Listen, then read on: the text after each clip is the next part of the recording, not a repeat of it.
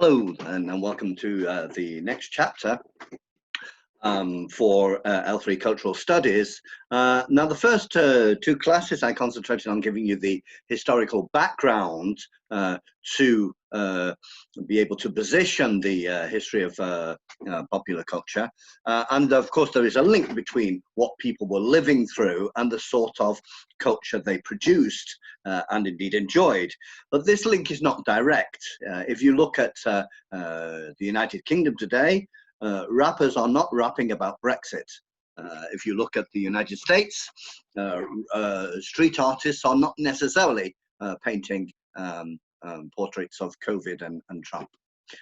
The link is not necessarily direct, but certainly the historical events mold the people and mold the sort of things they are worried about, the sort of things they are frightened about, the sort of things that they want to adore, and so on and so forth.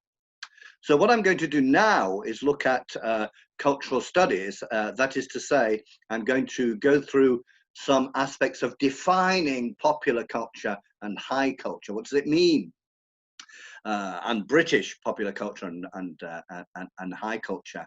And I'm going to look at some intellectuals who have tried to wrestle with these questions and come up with different kinds of answers. Now, I'll be portraying a particular division between high culture and popular culture, which has changed a little since its classic form of, say, the 1940s, 50s, 60s, 70s, 80s. It has changed a little.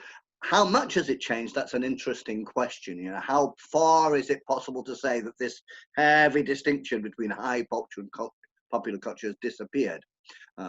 If we think of a different phenomenon, clothing, we know that 100 years ago you could tell what social class people were from just looking at them. Were they wearing a flat cap or a bowler hat or a top hat?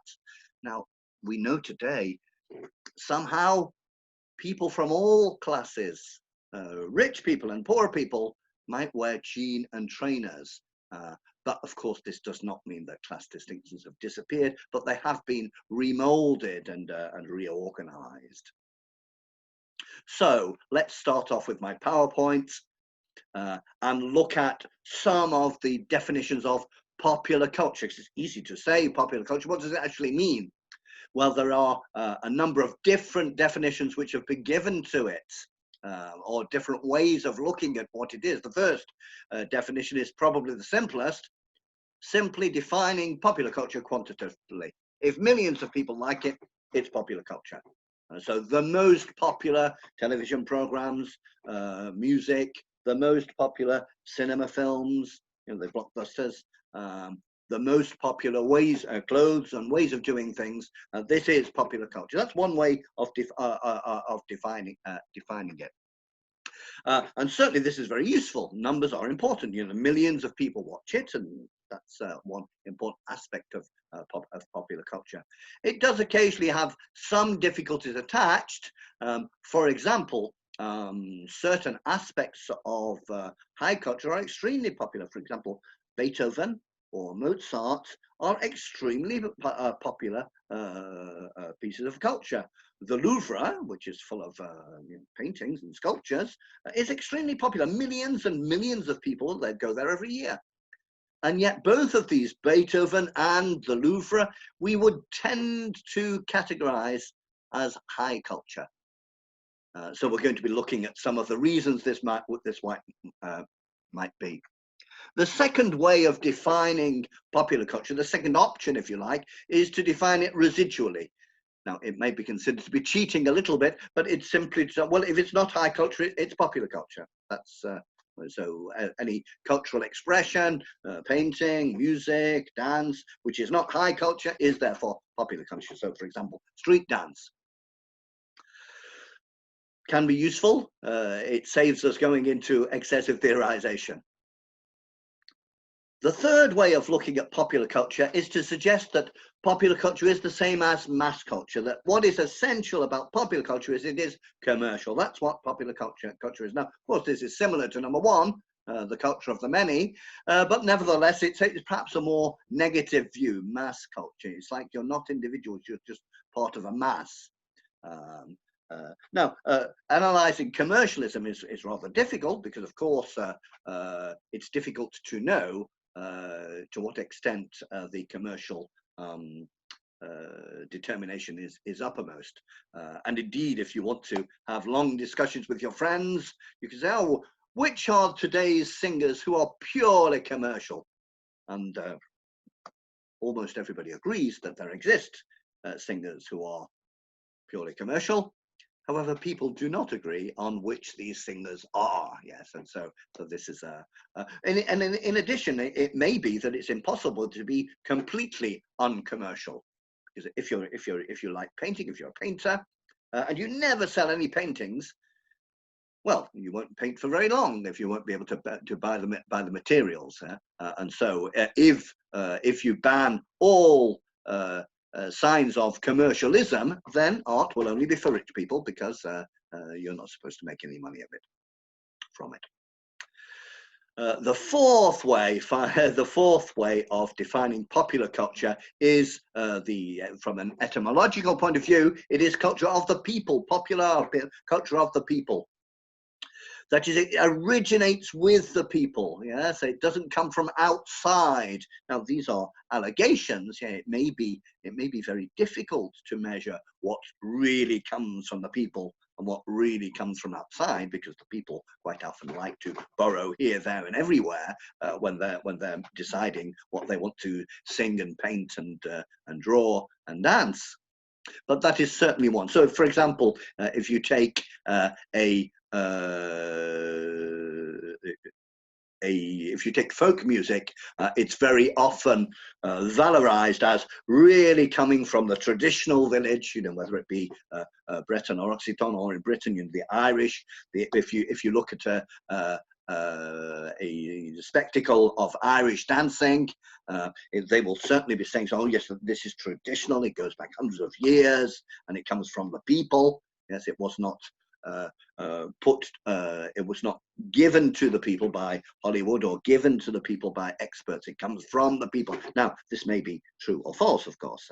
It is considered then to be authentically popular, authentically coming from the people. These are very problematic terms. We will see that it's not so easy to prove that something came from the people and something else did not come from the people.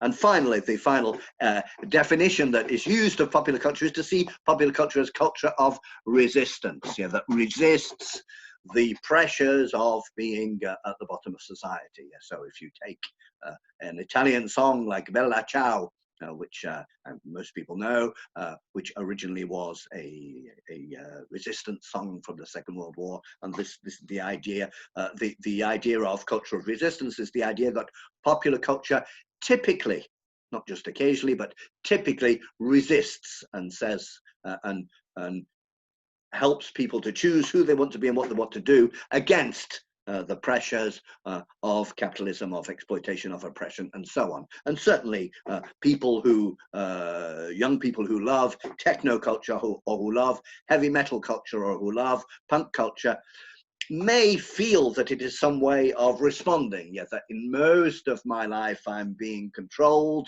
but in this part of my life I'm in control, and we're together, and we have solidarity, and we're resisting, not necessarily organizing political resistance, although that can happen, but resisting saying who we want to be and not being told who we want to be. Now, other concepts that we might find useful in talking about popular culture, some of the English expressions are things like grassroots, grassroots culture. Now, this is the idea that it comes from the roots of society. It comes from the bottom of society. We talk about grassroots organizations, which are ones which were not set up in London, but which come from every town. Notice when I'm talking about England, I don't talk about every village. Very, very few villages in England, highly urbanized, much more so than France, and for a very long time. We talk also about the common people, we talk about mass culture, and then on the other side, we talk about elite culture, that high culture can be considered elite culture. Now, not everybody agrees with this. People who defend high culture sometimes say, no, it's not elitist. It's just the best. it's for everybody, but it's the best that human beings have presented, and they sometimes come up with some arguments on that side. Finally, we have this expression, highbrow, lowbrow, and occasionally, though it's rather a journalistic expression, middlebrow. And these actually come from a 19th century pseudoscience called phrenology, where people would measure your skull and decide things about your personality. And the idea that highbrows, if your eyebrows are high up in your head, this means you're an intellectual. And if they're low down, then you're really not an intellectual.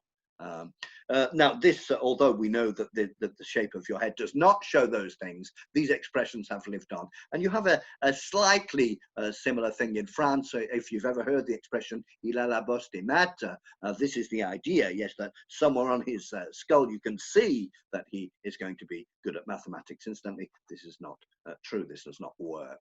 So here are some of the definitions then of popular culture to get us going. But before being too clear on what we want to say is popular culture, we might already have to decide on a definition of culture. This is not an easy one, because although when we talk about culture, if you look at the cultural page in the newspaper, then you expect to see theatre, cinema.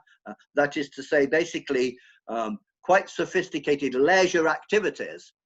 But this is, of course, not the only meaning of culture. If you say to somebody, one of your classmates, you say, oui, dans ma culture, on fait comme ça lors des anniversaires, comme ceci lors des anniversaires. You might be talking about in the country your parents came from. So in that sense, culture would be a habit, a social habit. So let's have a look at some of the definitions which have been officially given to culture. Well, first of all, E.B. Tyler in 1871, so a 19th century intellectual in the 19th century. Most of the social sciences were invented, economics was invented, sociology was invented, and so on and so forth. To a great extent, the modern view of history was also invented in the 19th century. And anyway, E.B. Tyler came up with culture is that complex whole which includes knowledge, belief, art, morals, law, customs, and other capabilities and habits acquired by man as a member of society. So that's quite wide, but nevertheless, it's definitely social and somehow traditional. And he does admit from the beginning that it is complex. If you're going to look at culture, you have to be ready for complexity. A later definition, these are not definitions which replace each other, they're new approaches, each one. Margaret Mead, very influential anthropologist of the post-war period, who wrote about family and kinship and how it worked in different far-off cultures. So many of the things that we consider to be natural about the family, like monogamy, like being close to your parents, are in other societies considered absolutely not natural. And Margaret Mead came up with culture is a learned behavior of a society or a subgroup. Now there you can see that she has added something, she says, of society or of a subgroup. Yes, and so you don't just have British culture, you also have punk culture, university culture. University culture is very different from business culture or other subgroups which may be popular, skateboard culture, street art culture, or may not be at all popular, factory culture, or things of that nature.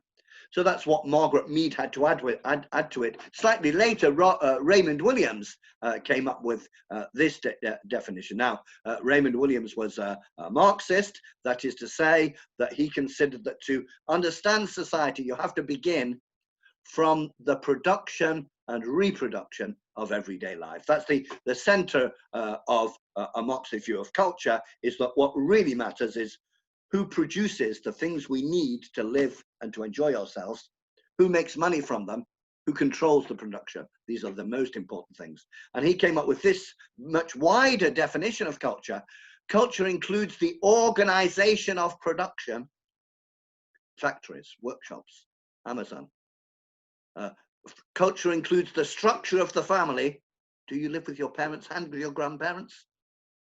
Do you live a man, woman, and two or three children? Do people live on their own? The structure of the family.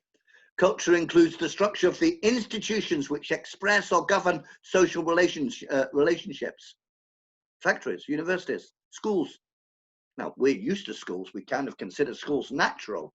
But you can imagine an extraterrestrial coming along and saying, so you sit your children in groups of 30 all day and you talk to them. That's bizarre. Yeah, it's not necessarily natural. And finally, then he says that culture includes the characteristic forms through which members of society communicate. Internet culture, letter writing culture, book reading culture, television watching culture. All these, so a very, very wide definition of culture there. Well, again, it doesn't contradict the earlier ones. This is learned behavior, but perhaps it goes further, because it says that something like a university or a hospital or a factory is something which is culture. It's things we take for granted. And the final definition I have here of Mr. Gertz in the 1980s, who represents to some extent what we call the linguistic turn in social sciences. And that is to say, the raising of the importance of discourse as a central way of understanding society and individuals within society. And he says culture is simply the ensemble of stories we tell ourselves about ourselves. It's what we think about ourselves. So he might be thinking, for example, take love. That for somebody who analyzes society like Gertz do, he'd say, yes, love is a kind of a way of a kind of storytelling, a very popular kind of storytelling. And so in many ways, he's not interested on whether or not these stories are rooted in material everyday practice. He is interested in the relations between the stories. Nevertheless, even though all of these definitions of culture give us a wide view of how we can analyze what people do and think in society, when we talk about culture, we often concentrate on the leisure activities which are part of culture. That is because it's when we're not obliged to do things, because it's our work, that we are to some extent choosing what views of society, what views of human beings we want to see.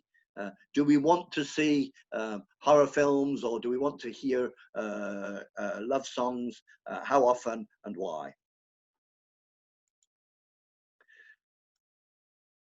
Now, I want to have a go at contrasting popular culture and high culture, that culture populaire, culture savante. Now, all of these characteristics are not always present, so we're bound to be dealing with, to some extent, an oversimplification. We have no choice. You always have to simplify to some extent. So first of all, let's talk about popular culture. Sometimes the division between popular culture and high culture is very easy to draw. Opera is high culture, rap is popular culture, street art is popular culture, but sometimes the distinctions are not quite so clear. In any case, as a general rule, popular culture is not organized by elite institutions. If you want to learn street art or street dance or rock and roll or rap, you probably will not go along to the Royal Academy of Art or to the Royal Academy of Music or to the Conservatory. These are not, the elite institutions are not the main place that popular culture comes from. And so, for example, popular music in Britain, when they're looking for inspiration, they will be often looking to black music in America. That is, rather than looking at, oh yes, what are the British bourgeoisie doing? So yeah, it's not coming from elite institutions. Secondly, popular culture is very often accessible without specialist knowledge. You learn to do it yourself in your garage. And you don't, and if you are an audience, you're not expected to know a huge amount of it before you arrive. I don't know if you've ever been to classical concerts by some of the more difficult composers.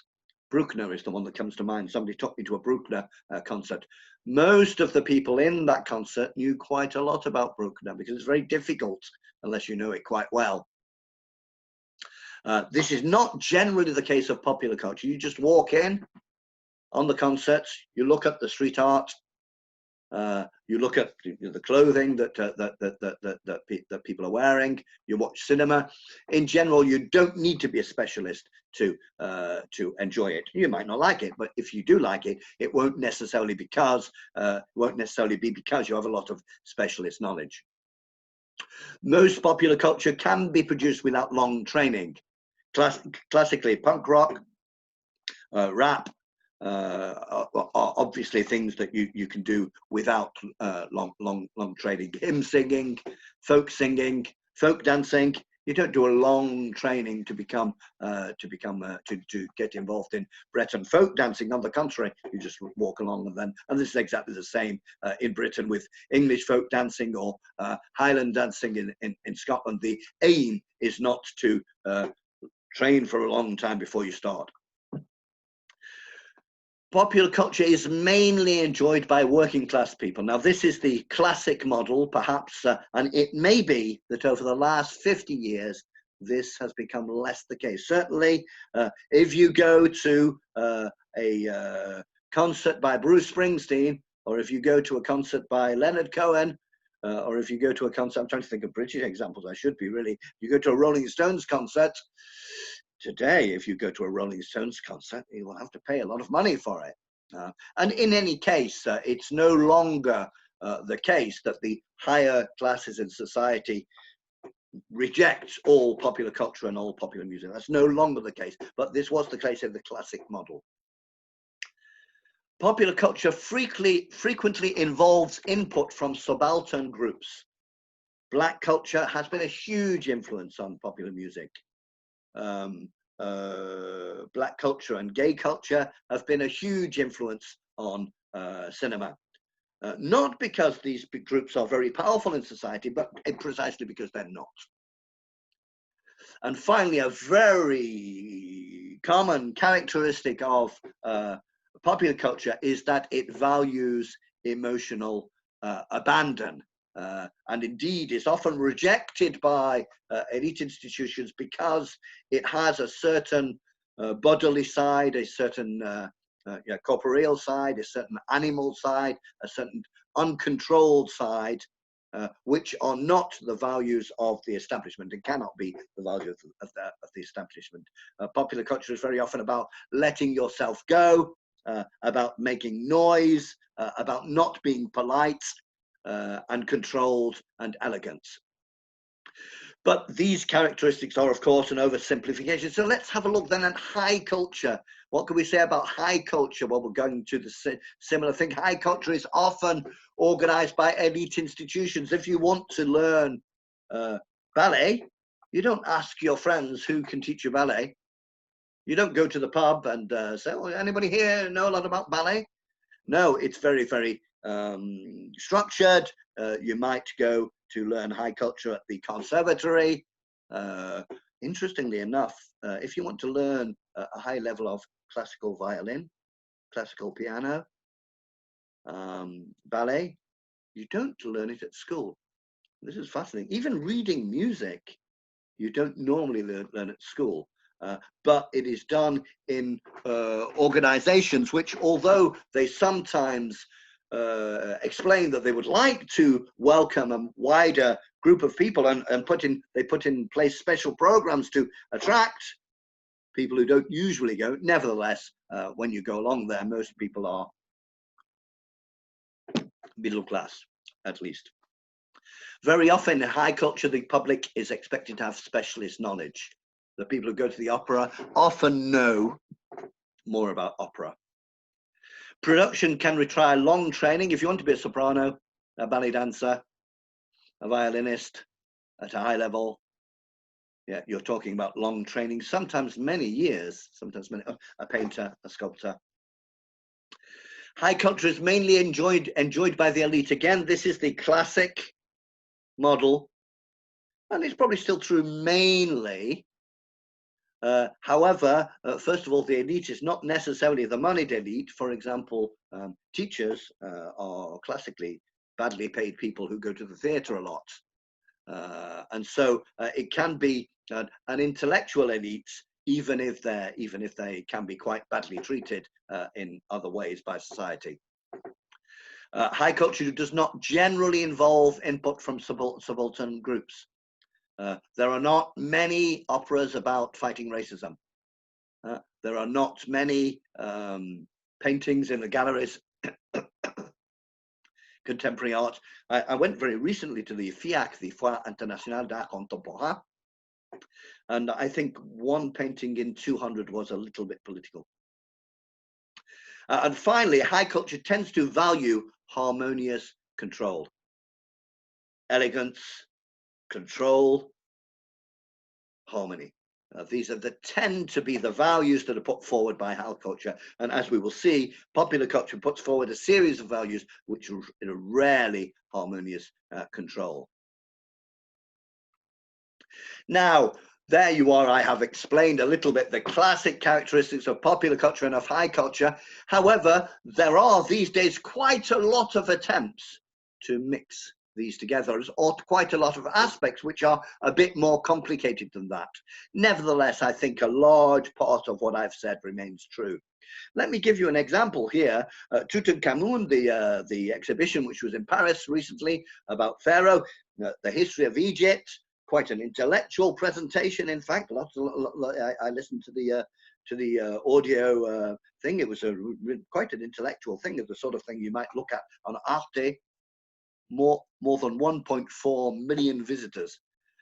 So they can't really all be from the elite if there's 1.4 million visitors. And certainly the Tutankhamun exhibition was presented in a way which tried to link it to popular culture. When you arrived at the queue, there's a big poster of Tutankhamun with a sign next to it, you know, get your selfie here, which are more elements of popular culture. So there are very often efforts, in what I'm trying to point out is that very often efforts by high culture producers to bring in a more popular side, and we shall see there are efforts by popular culture producers to bring in a high culture side.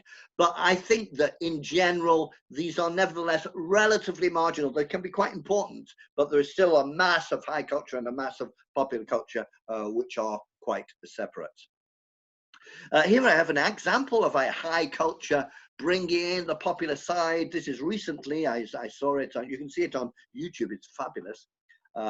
This is an 18th century opera ballet by Jean-Philippe Rameau, Les Indes Galantes, and it is produced in a way involving a large amount of street dancing.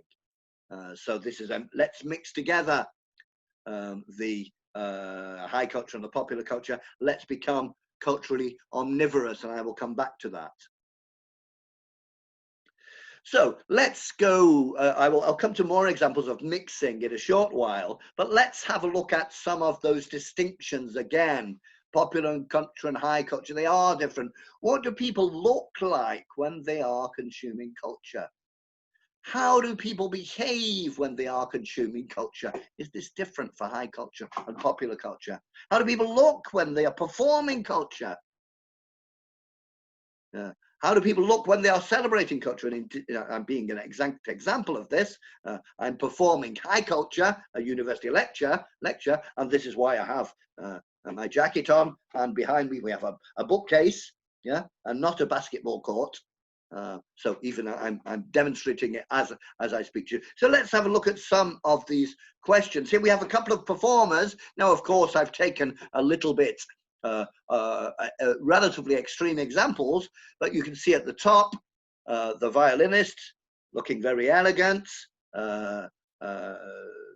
haircuts, suits, and indeed, when you go to, there's no reason that a symphony orchestra shouldn't play in jumper and jeans, but they don't, because the orchestra involves a projection of harmonious restraint, control, elegance, which are not seen to be completely matched up with everybody wearing their favorite jumper. And below we have a rapper with a t-shirt saying, don't do that anyway. And so you can see that there's a genuine, and of course, even the facial expression is very, very different. So these are, of course, quite extreme examples, but very often we see when people are performing culture, whether it's high culture or popular culture. Here we have some consumers. It wasn't that easy to find photographs of classical audiences, in fact, on the internet. But I did find them, and there you can see them sitting still, not singing along. If you go to Beethoven's Ninth Symphony, Freude, schöne, Gott, wonderful, don't sing along. They don't like that. And underneath, then, perhaps the opposite extreme is some sort of rock thing where you can see that people are being passed from hand to hand over the head of the others, and generally banging into each other and in the mosh pit. And obviously, this is very clear that in these two, again, quite extreme examples, restraint and emotional abandon are absolutely what it's all about.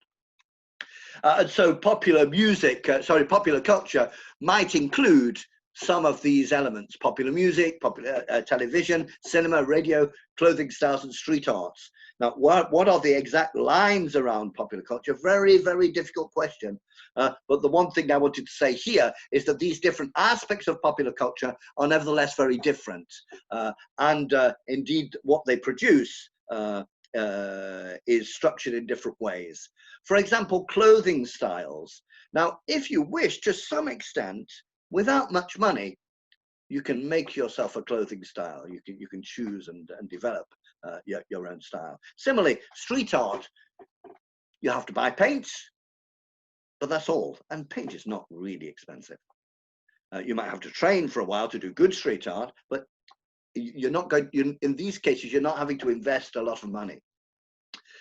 However, if you want to do a television program or a cinema film, you need a lot of money. You need a lot of money to produce. You see, when you produce a film, even quite radical, subversive films, you're talking about huge amounts of money, and therefore you have to deal with the bank and so on. And although it is popular culture, it's not popular. It's not produced in the same popular way as street art. I'll just go out and paint on this street, in this street. Popular music is somewhere between these things, I would say, because it's not expensive.